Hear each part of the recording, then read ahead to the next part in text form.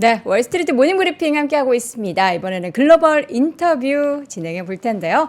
연세대학교 통일연구원 봉영식 전문연구위원과 함께합니다. 위원님 어서 오세요. 안녕하십니까. 네, 최근에 제가 이렇게 쑥 보니까 인도 그 투표 예, 예. 관련해서 방송을 하시는 예, 거를 예, 봤어요. 보셨군요. 저는 예. 인도가 뭐 오늘은 미국 대선 얘기를 항상 하지만 투표를 44일 동안 한다고요? 예. 저는 그걸 일단 듣고서 너무나 놀랐고 이제 뭐 선거 유세를 할 때도 굉장히 다양한 언어로 한다라고 하면서 아 인도가 이렇게 큰 나라인 거를 나라가 선거 이야기를 크고 들으면서 한 표 한 체감을 표가 다 했습니다. 소중하기 때문에 네. 정부 입장에서는 그것을 편의주의를 앞세울 것이 아니라 유권자들이 그 투표권을 행사할 수 있도록 네, 배려를 네. 해야 된다. 이런 것이 원칙이죠. 그렇습니다. 미국은 어쨌든 이제 영어라는 공통의 언어가 있지만 인도는 저는 그 나라 언어가 이렇게 다양한지도 몰랐어요. 예. 근데 이제 영어가 공식 그 국가 언어는 아니죠, 미국에서. 그렇게 정해진 건 아니에요. 그렇습니까? 네, 그래서 그것이 이제 계속 그 논란과 논쟁의 여지가 되고 있는데 네, 네. 여담입니다만 텍사스에서 영어를 그 공용어로 정해야 되는가 학교에서 네. 아니면은 정하지 말아야 되는가 그럼 어떤 다양성을 언어로 존중해야 써요? 될까? 그 어떤 연방주의적인 원칙은 없어요. 그래서 한 가지 에피소드가 뭐냐면 당시에 그 보수 성향이 강했던 텍사스 주지사가 영어를 그냥 공용어로 해야 된다. 텍사스 주에서는 그러면서 그 증거로 얘기한 것이 우리 예수 그리스도도 영어면 충분했는데 우리 텍사스 주민도 영어면 충분하다 이렇게 얘기했거든요. 그래서 이제 논란이 있었죠. 왜냐하면 예수 그리스도는 영어를 안 썼거든요. 그리스도는 그리스도. 근데 텍사스가 워낙 바이블 스테이트로 그런 기독교인들의 그런 입장이 강하기 때문에 네. 예수 그리스도를 예를 들었는데 사실관계는 맞지 않았죠.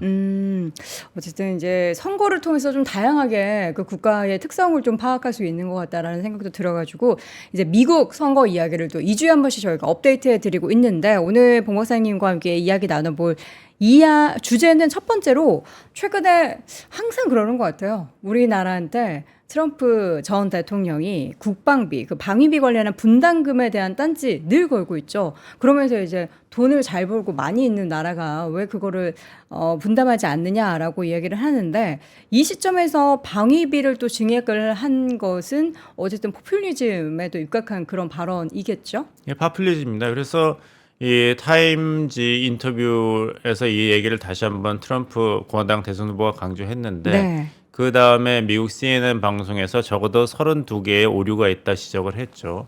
예를 들면은 트럼프 대통령이 재임 할 시에 주한미군을 4만 명이라고 그랬는데 사실 4만 명이 아니에요. 2만 8천 명 정도거든요. 그리고 바이든 대통령이 취임한 다음에 한국이 무임승차하게 했다. 아무것도 내지 않게 한국을 그냥 놔줬다 했는데 사실이 아닙니다.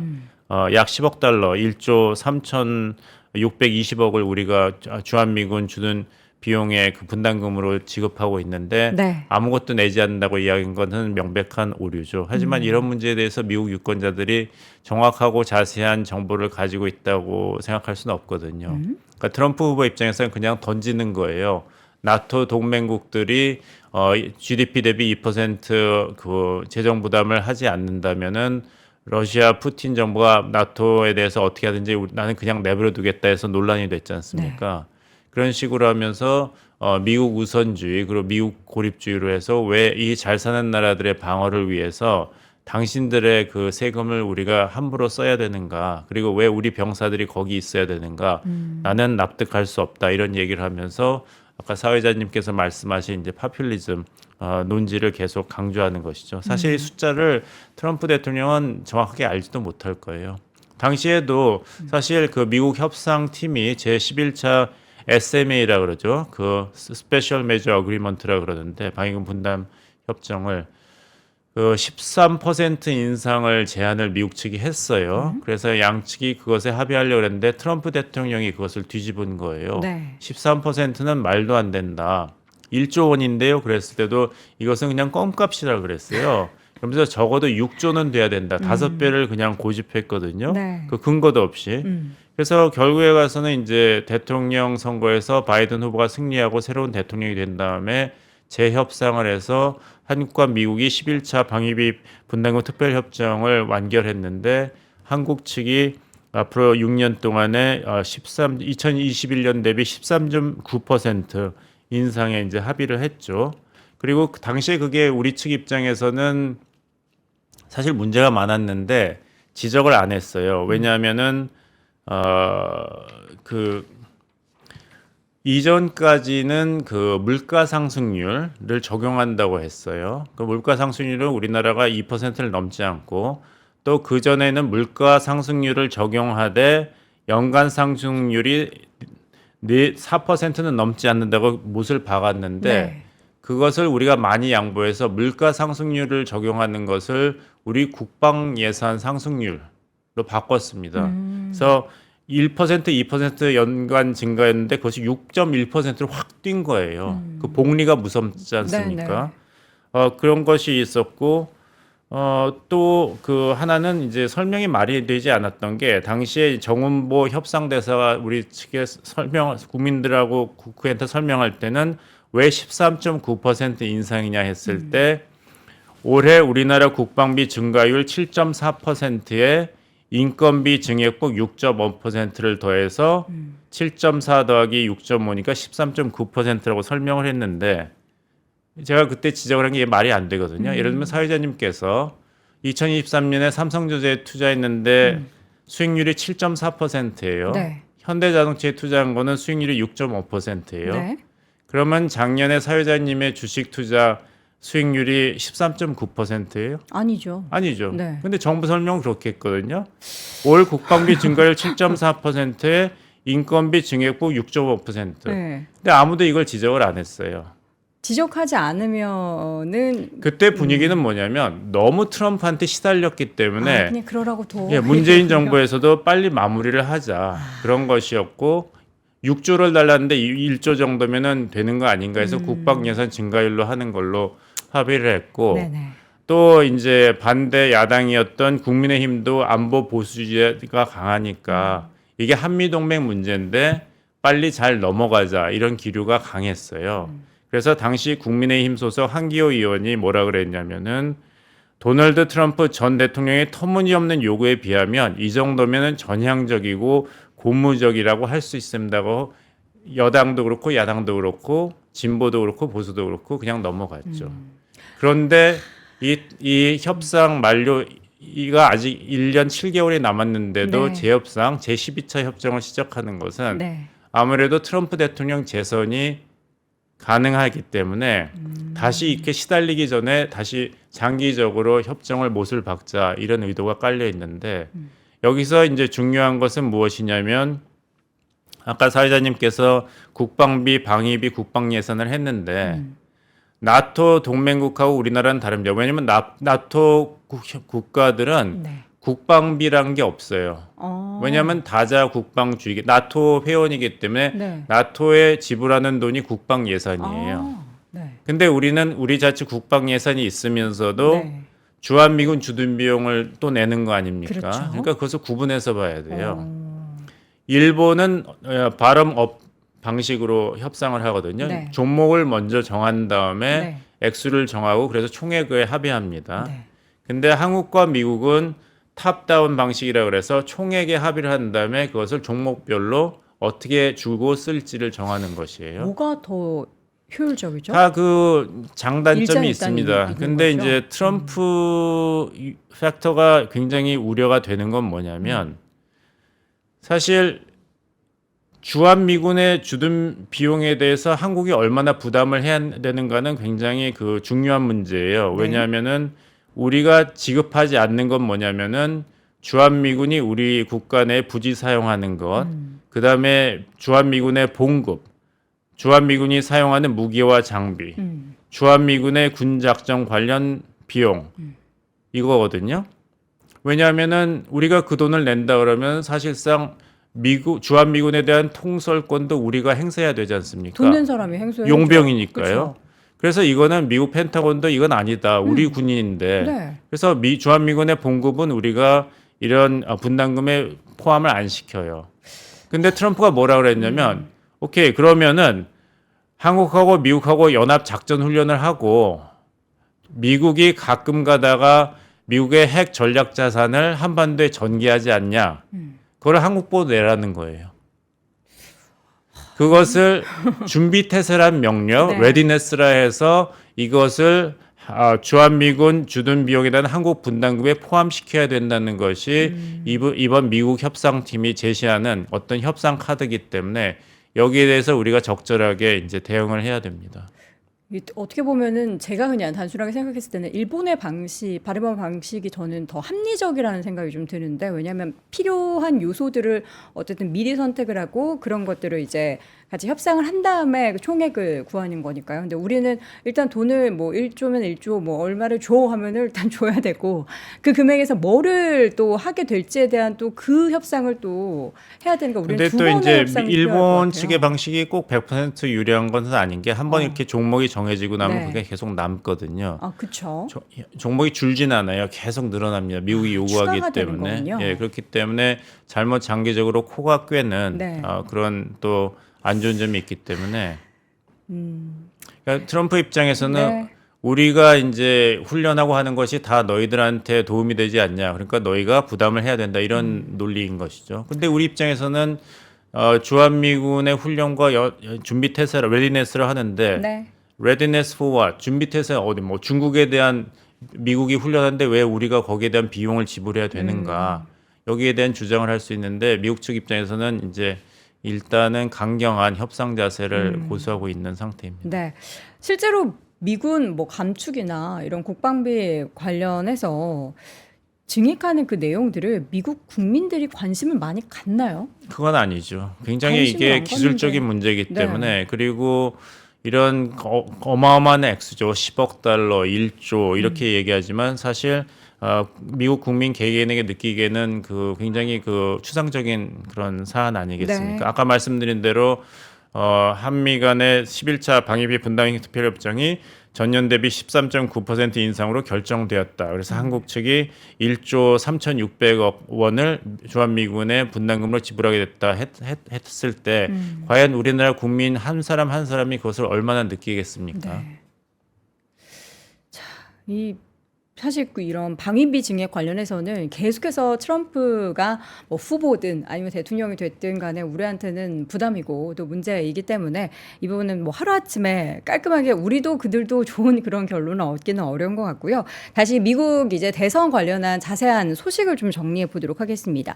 어디 보니까 트럼프 대통령 또 스캔들 하나 터졌더라고요. 지금 최근에 나왔던 그런 여론조사나 이런 내용들 2주 전과 크게 변화가 없습니까? 아니면 또 어느 쪽 후보 쪽으로 2주 사이에는 좀 기울었습니까? 이제 막상막하라는 표현이 제일 적절할 것 같습니다. 그 아직은 이제 미국 대통령 선거가 11월 5일까지 6개월 정도 남아 있기 때문에 네. 지금 여론조사에서 앞서고 있다. 어떤 식으로 우세하다는 것이 지금 상태에 대한 분석이지 이것이 11월에 어떻게 될지는 모르는 것이죠. 네. 어느 분이 얘기하는데 어렸을 때부터 부산 롯데 자이언츠 야구 팬이에요. 작년에 참 좋았다고. 2023년 시즌 초반에는 롯데가 1등을 달려서 드디어 우승하는 거 아닌가 했는데 결국엔 여름에는 롯데가 고전을 해서 역시 안 되지 뭐 팀 해체해라 이렇게 얘기고 사실 챔피언은 서울 LG 트윈스가 됐지 않습니까? 그러니까 미국 대선도 지금 앞서 나간다 그래서 앞으로 가을 야구 때 어떻게 될지 모르는 것이죠. 그렇죠. 근데 이제 흥미로운 것은 지금 만약 대통령 선거가 오늘 있다면은 네. 트럼프 대통령이 약간 우세한 것이 아닌가 이렇게 말씀드리겠습니다. 여론조사 결과인가요? 예, 예. 아니면 여론조사 결과를 여러 가지를 합쳐봤을 때 네네. 왜냐하면은 바이든 대통령이 그 국정연설을 3월에 하고 굉장히 그 동력을 얻었지 않습니까? 네. 그렇게 앞서 나가다가 그것이 이제 그 효과가 감소하면서 트럼프 후보가 다시 약진을 했습니다. 그것이 제가 2주 전에 방송에 나왔을 때 상태였죠. 그때도 만약 그때 미국 대통령 선거가 실시됐다면 트럼프 대통령 당선이 더 유력했습니다.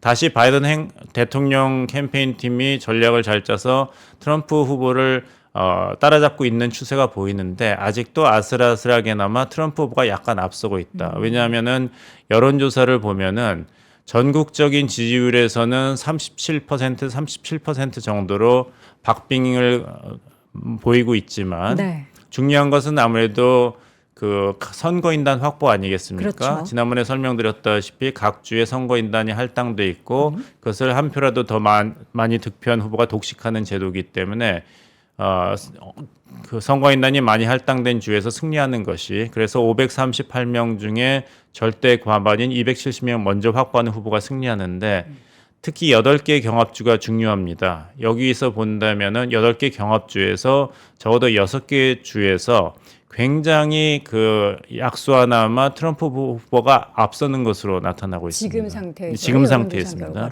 지금 상태입니다. 네. 지금 상태.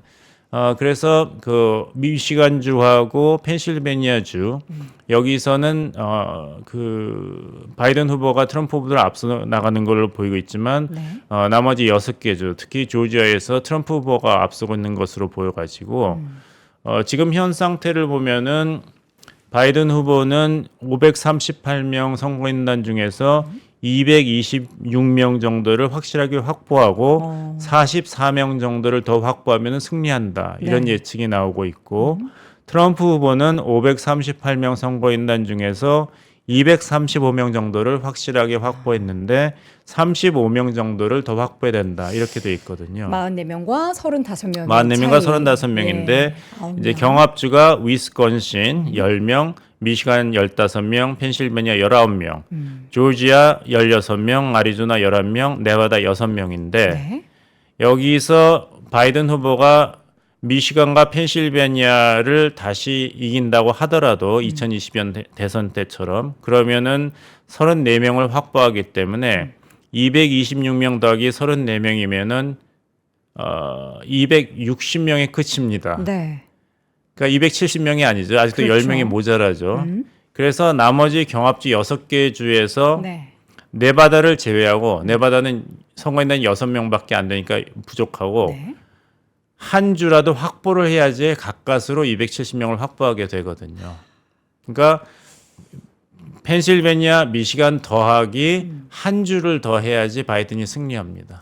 이게 그 한 명 한 명의 표를 얻는 것보다 선거인단의 표 10표 그렇습니다. 얻는 게 더 어렵잖아요.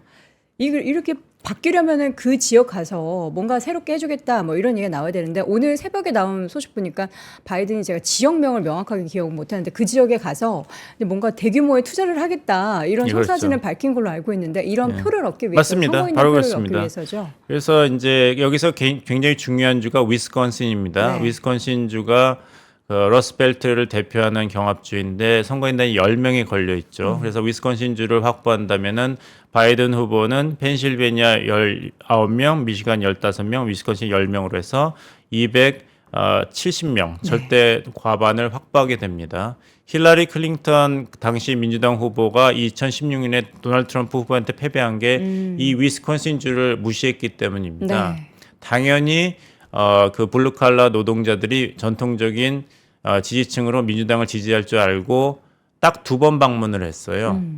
근데 그래서 위스콘신 유권자들이 화를 냈거든요. 그렇죠. 우리를 무시한다고. 그리고 뭐 부통령 후보도 버니 샌더스 같이 그런 블루칼라 노동자를 대표하는 사람이 아니라 그냥 중도 성향인 팀 케인 버지니아 그 상원의원을 그 러닝메이트로 지목했거든요. 네. 그래서 당시 그 남편인 그리고 전직 대통령 빌 클린턴이 아내한테 위스콘신이 이상하다. 한번 가봐라고 얘기했는데도 안 갔어요. 네. 그리고 위스콘신이 도널드 트럼프 쪽으로 넘어가서 힐러리 클린턴 후보가 대선에서 패배했죠. 그래서 앞으로 주목할 주가 조지아하고 위스콘신. 이 주가 바이든 쪽으로 갈 것이냐 아니면 트럼프 쪽으로 갈 것이냐. 여기에 앞으로 그 추세의 향방이 걸려 있다 말씀드리겠습니다. 네. 보니까 오늘 아침 그 뉴스도 위스콘신 지역이 맞았습니다. 위스콘신 지역에 지금 마이크로소프트 4조 원 데이터 센터 투자를 강조하면서 표를 얻기 위한 이 10표죠. 위스콘신 10표라서 10표를 얻게 되면은 딱 270표가 270이 됩니다. 되기 때문에 될 텐데 이런 내용이 나오면은 근데 어떻게 표심이 좀 흔들리나요? 투자하겠다. 뭐 글쎄요. 이렇게. 그래도 계속 문을 두드려야겠죠. 아. 문을 계속 두드려야겠고 그래서 이제 백악관과 이제 그 바이든 쪽의 선거 캠페인 팀에서 빌 백베러 재건 프로젝트를 다시 또 이제 선전하기 시작했습니다. 뭐라 네. 그랬냐면은 요람에서 무덤까지 정부가 책임져야 져야 된다. 그래서 바이든 대통령이 지난 선거 때 약속했던 Build Back Better (BBB를) 완성하겠다고 얘기했어요. 그러니까 굉장히 말이 참 재밌는 게 완성했다고 자랑하지는 않아요. 왜냐하면 지금 인플레이션도 굉장히 높고 하기 때문에 그렇게 했다간 유권자들의 그 역반응만을 초래할 뿐이죠. 그렇죠. 그러니까 이런 중요한 작업, 당신을 위한 중요한 작업을 끝내게 해달라 이런 이야기입니다. 그러니까 Build Back Better가 계속 진행되고 있는데 네. 성공했지만 아직 완수된 것은 아니기 때문에 제가 4년 더 해야 재선이 됩니다. 필요하다. 완수하게 해달라 이런 네. 메시지를 시작했습니다. 자, 지난 시간에 저희가 트럼프 대통령 관련해서 이제 부통령 이야기를 좀 더 해주시려다가 시간 관계상 금방 끝내버리게 됐는데 대선 구도에서 트럼프의 부통령이 누가 되느냐가 그때도 이제 주요한 변수 중에 하나라고 말씀해 주셨어요. 어떤 인물이 지금 부통령이 될까요? 뭐 그 실리만 추구한다면은 그 공화당 그 프라이머리에서 경험을 했던 니키 헤일리 네. 전 유엔 대사이자 사우스캐롤라이나 주지사였던 니키 헤일리를 러닝메이트 지목을 하면 될 텐데 네. 너무 앙숙이고 악감정이 쌓였기 때문에 니키 헤일리가 될 가능성은 없다고 봅니다. 니키 헤일리가 러닝메이트가 된다면은 트럼프 후보로서는 굉장히 많은 도움을 받게 되겠죠. 오늘의 적이 내일의 동지가 될 수도 있는 굉장히 건데. 힘들죠. 여성의 그 남부표 그리고 남편이 또 장교이기 때문에 네. 전통적인 이제 안보 지지층도 잡을 수 있고 한데 니키 헤일리는 절대 안 된다는 얘기를 트럼프 후보가 몇 번 했거든요. 네. 근데 이번에 인디애나 그 공화당 그 프라이머리에서 이제 결과는 상관없습니다만 트럼프 후보 당선이 이제 기정사실화 됐기 때문에 반란표가 많이 나왔잖아요. 21.7%가 니키 헤일리 후보를 찍었어요. 결과가 아무 상관이 없는데도. 네. 그러니까 트럼프 후보에 대한 불만이 이렇게 표출이 된 거죠. 그래서 지난번에 말라하고에서 트럼프 대통령이 무슨 리얼리티 쇼 하듯이 7명의 부통령으로 고려하고 있는 정치인들을 쫙 줄을 세웠잖아요. 네. 굉장히 트럼프식이죠. 근데 그 중에 한 명이 이제 부통령이 될 것이다. 이제 쇼를 시작했는데 네. 누구냐면 마크 루비오 플로리다 상원의원, 제이디 벤스 오하이오 상원의원, 팀 스캇 사우스캐롤라이나 상원의원 흑인입니다. 앨리스 스테파닉 하원의원, 바이런 도너스 하원의원, 그리고 더그 버검 노스다코타 주지사, 크리스티 노엠 사우스다코타 주지사 이렇게 7명 중에 한 명을 고르겠다고 했는데 부통령 러닝메이트로 할 때 중요한 것이 뭐냐면 트럼프한테는 첫째는 충성도예요. 자기한테 충성할 것이냐. 그쵸. 지난번에 마이크 펜스는 잘했죠. 이 충성도 시험에서 중요한 것이 내가 2020년 대선을 도둑 맞은 것을 인정하느냐 이런 질문을 꼭 했대요. 저녁을 같이 먹으면서. 여기에 어떻게 대답했느냐가 결정이 돼 있겠죠. 두 번째는 낙태입니다. 네. 트럼프 후보는 낙태는 그 연방 차원에서 법으로 결정한 것이 아니라 각 주가 결정하는 것이 좋겠다고 했는데 이것이 전통적인 공화당 보수주의자들의 심기를 건드렸습니다. 너무 약하다고. 네. 그래서 그렇다고 낙태 문제에서 절대 금지를 표방하는 러닝메이트를 지목하면은 여성 유권자와 중도층이 공화당 측에서 이탈하게 되거든요. 그래서 이게 큰 딜레마입니다. 도널드 트럼프 후보한테는. 두 번째는 이제 트럼프 후보가 위험하다는 평판이 공화당 내에 있기 때문에 그 중심을 잡아줄 수 있는 믿음직한 사람을 이제 부통령 후보로 지목을 해야 되는데 지난번에 마이크 펜스가 그 역할을 충실히 했죠. 굉장히 믿음직한 이런 이해가 과거에도 있습니다. 조지 W. 부시가 공화당 대선에 나왔을 때 정치인이 아닌 이전 국방장관 딕 체니를 지목했어요. 그러면서 내가 외교안보에 대해서는 부족하지만 딕 체니가 이것을 메워줄 것이다. 그리고 전통적인 공화당 가치를 지킬 것이라는 것을 딱 알려줬고 2008년에도 바락 오바마가 대선 후보로 됐을 때 그 36년 동안에 민주당 소속으로 상원 의원을 했던 조 바이든을 러닝메이트로 지목했지 않습니까? 그러니까 내가 좀 외교안보랑 정치 쪽에서 경험이 부족해 보일지라도 조 바이든이 메워줄 것이다. 이런 메시지를 던진 것이죠. 그래서 부통령 후보는 대선 후보의 장점을 살려주면서 단점을 가려주는 그런 역할을 해야 됩니다. 그래서 이 7명의 그 러닝메이트 후보들을 봤을 때는 여러 가지 장단점이 있죠. 그렇죠. 뭐 여성 러닝메이트면 여성 유권자들의 표심을 잡을 수 있겠고 마르코 루비오 상원의원이 된다면 라티노계 유권자들 13%에 해당하는 유권자들한테 어필하겠고 하지만 여러 가지를 고려해 봤을 때 낙태 문제에 대해서 너무 절대적인 입장을 취하는 것도 위험하기 때문에 크리스티 노엠 그 사우스다코타 주지사는 좀 위험할 것 같고 뭐 충성도라든지 이런 걸 봤을 때는 앨리스 스테파니 하원의원 아니면은 제이디 밴스 오하이오 상원의원이 7명 중에 가장 유력하지 않을까 말씀드리겠습니다. 팀 스캇 사우스캐롤라이나 상원의원도 흑인이고 사우스캐롤라이나 상원의원은 이제 남부표를 잡는 장점이 있습니다만은 이 낙태 문제에 대해서는 굉장히 강경한 입장이기 때문에 또 사우스캐롤라이나가 하필 니키 헤일리 그가 주지사를 했던 주기 네. 때문에 여러 가지 복잡스러운 사정이 있고 해서 제이디 밴스와 앨리스 스테파닉이 그 중에서 더 유력하지 않을까 생각하는데 네. 7월 15일에서 18일 밀워키에서 공화당 전당대회가 있고 거기서 공식적으로 이제 러닝메이트가 등장하게 됩니까? 그러니까 트럼프 스타일로 봤을 때는 그때까지 최고의 흥행 효과를 누리게 시간을 끌겠죠. 여러모로 봤을 때 사실 지난 이제 트럼프가 당선이 됐을 당시의 대선을 돌이켜 보면 그때도 트럼프 대통령은 항상 구설수에 많이 올라와 있었어요. 그런 뭐 스캔들도 많았고요. 근데 이번에도 스캔들이 있고 지금 최근에 있어서는 그 기밀문서 유출 사건 관련해서는 지금 재판 일정이 무기한 연기가 됐잖아요.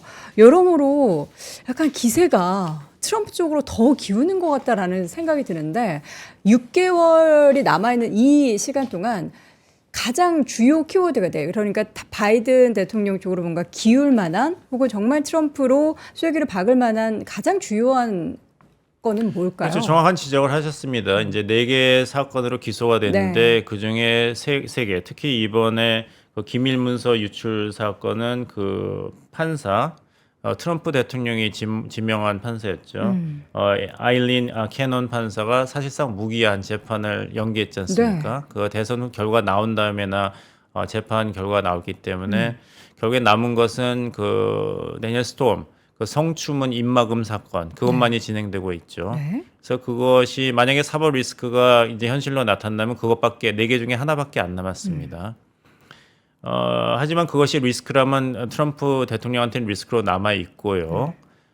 그리고 이제 재판 문제 때문에 이렇게 끌려다니다 보면은 선거 자금이라든지 선거 유세에 쓸 시간이 부족한 것이 불리하게 작용하고 있습니다.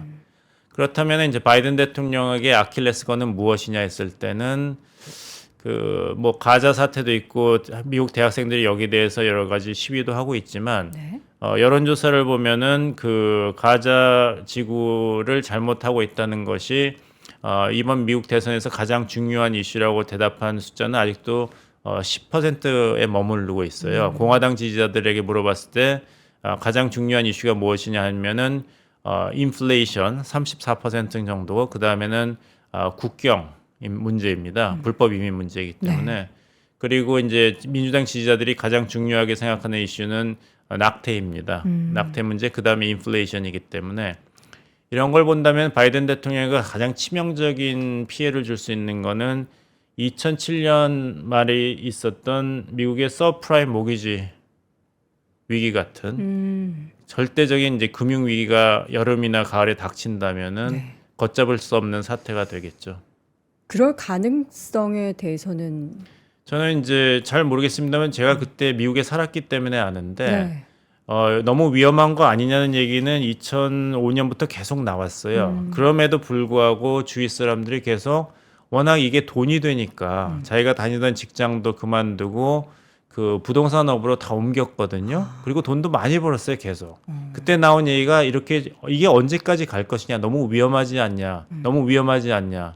서프라임인데 네. 대출을 받을 수 있는 그런 자격이 안 되는데 그 위험성을 떠안고 높은 이자율로 대출을 받은 건데 언젠가는 이게 터지지 않을까 했지만 그때 얘기가 뭐냐면은 대통령 선거가 걸려있기 때문에 결국에는 정부가 이런 것이다. 위기 사태가 나게 놔두지 않을 것이라는 얘기했는데 대선을 앞두고 터졌죠. 리만 브라더스가 파산하고 그러니까 이제 모르는 겁니다. 네. 미국 경제도 어떻게 될 것인지. 그러니까 지금 사실 계속해서 작년부터 그 금융시장에 조금 뭔가 균열이 생기는 그런 상황이 연출이 되는데 그게 올해 안에 6개월 안에 혹여라도 터지게 되면 확실히 이제 바이든 쪽에 있어서는 기대를 좀 접어야 그렇죠. 되고 서프라임 모기지 크라이시스가 2017년 말에 터졌는데 사실 시작은 2004년부터인가요? 그 초저금리 정책을 철회하기 시작했지 않습니까? 네네. 그러니까 모기지 이자가 점점 올라갔고 그쵸. 그 위험성이 이제 높아지기 시작했는데 그때만 하더라도 설마 했죠. 네. 이게 뭐 트럼프 얘기가 훨씬 더 좀 유리하게 작용이 되는 것 같아서 추가적으로 이게 정말 판세라 뒤집어질 만한 그런 뉴스가 전해지지 않으면은 트럼프가 될 것 같다는 생각이 좀 많이 드는데 우리 봉 박사님은 어떻게 좀 지금 생각을 하실까요? 다시 말씀드립니다만은 네, 모르는 6개월 거다. 선거에서 6개월은 정말 영법이기 거다. 때문에 이제 봄 야구랑 가을 야구가 틀리지 않습니까? 그 야구 얘기 때문에 우리 또 롯데 팬분들이 예. 너무 마음이 아프시답니다. 예. 근데 한화 이글스 팬도 계시지 않습니까? 한화 얘기도 잠깐 예, 예. 하시더라고요. 그러니까 정말 그 야구는 시즌을 봐야 되고 시즌 끝나고 나서도 이제 코리안 시리즈에서 어떻게 될지 또 모르는 거기 네. 때문에 경합주 다시 말씀드립니다만 위스콘신, 조지아, 미시간, 펜실베니아인데 여기서 바이든 대통령은 미시간과 펜실베니아는 꼭 잡아야 되고 네. 거기에 조지아나 위스콘신 둘 중에 하나는 더해야만 승리할 수 있습니다. 그러니까 이렇게 녹록한 판세가 아니기 때문에 그렇죠. 거기서 바이든 대통령이 후보로서 앞으로 얼마나 적극적으로 투자하고 활동하는 것을 주목해 보시면 판세를 읽는 데 도움이 될 것입니다. 네. 사실 뭐 우리 지금 뭐 우리는 미국인이 아니니까요. 바이든이 되든 트럼프가 되든 사실 상관이 없다라고 여길 수도 있는데 누가 되느냐에 따라서도 우리나라를 대하는 정책들에 대해서 좀 달라질 수 있기 때문에 우리가 이 부분들도 계속해서 지켜봐야 될 상황인 것 같습니다. 자, 2주에 한 번씩 업데이트해 드리고요. 2주 뒤에 또 다른 또 미국 대선 관련한 이슈로 돌아오도록 하겠습니다. 글로벌 인터뷰 오늘 이 시간 연세대학교 통일연구원 봉영식 박사와 함께했습니다. 고맙습니다. 감사합니다.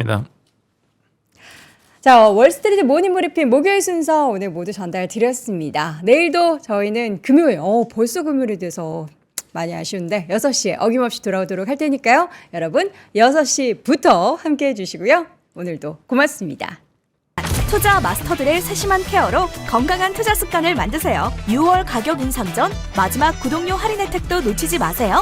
3프로 멤버십, 3프로 앱에서 확인하세요.